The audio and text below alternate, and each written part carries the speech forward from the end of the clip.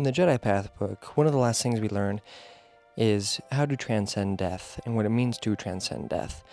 Grandmaster Fay Coven believes and wrote in this book that one day you will die, whether it's in battle or in sleep, and having lived a noble life of Jedi, you will become one with the Force, and your journey into the Netherworld will be instantaneous.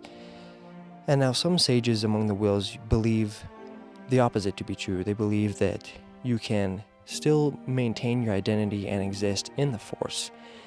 They believe that interaction with the physical world is nearly impossible, being that you're just a ghost of yourself or an echo of what you were. And now Fay Coven writes that even though they believe all things are possible through the Force, as, physical beings being grounded that they are, they understand that their understanding has limits, and that instead of these stories, being fact and factual, that they believe that they are more metaphors for the final precept of the Jedi's code, being that there is no death, there is force. And in the margins of this page, we can see writings from Qui-Gon Jinn and Luke. Qui-Gon mainly just scrawls out two words, the Whills, and we all know that he sought them out and sought their counsel and learned from them how to transcend death and echo his voice through the Force to people that he has met in his life.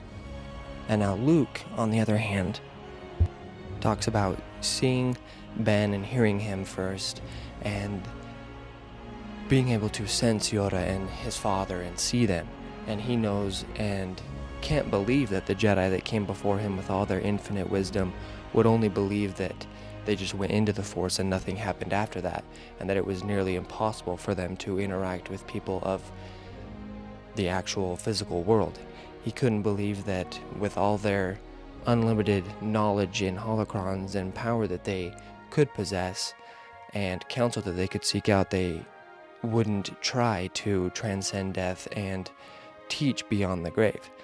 We know that, as Luke states in these margins, that these beings can only hold on to the physical world for a certain amount of time. They can't stay around forever.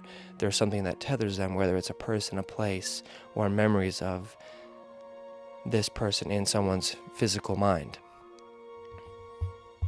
And now I find it interesting that with Yoda being the Grandmaster that he was, and Master Fay Coven and everybody, they didn't believe that you could transcend death and come back through the Force and show yourself to people. I find it interesting that to them, death was the final thing, and then you became the Force, in essence. With everything that Qui-Gon and Obi-Wan Kenobi was able to learn, it's intriguing to me that not many more people know about this ability. It's only until Qui-Gon shows himself or echoes his voice to Yoda that Yoda's able to understand and learn and grow and pass on this knowledge. And Luke finds the same thing intriguing, why they weren't able to seek out this knowledge first and understand this and overcome this hurdle of death. I think that this chapter was an interesting one. It's just a couple of short pages in the Jedi Path book, but it's very intriguing and outlines why and how the Jedi think that death is final and you just become the Force and that's it. I hope that this short video enlightens you on what the Jedi think about death and what their role is through the Force after death. I hope that y'all liked the video, and if you did, please leave a like, comment, and subscribe, and let me know what your thoughts are about what they believe. I hope that you all have a great day, and remember, the Force will be with you, always.